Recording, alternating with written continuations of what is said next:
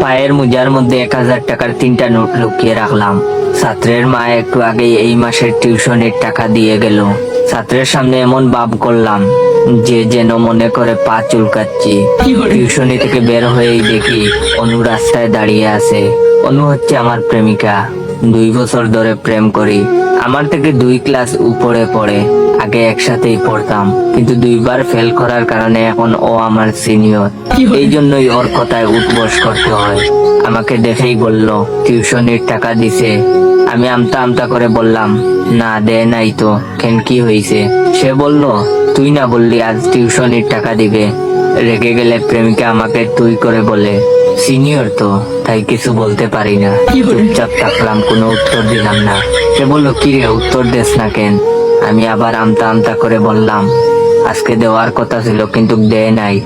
প্রেমিকা কাছে গিয়ে এসে বলল প্যান্টের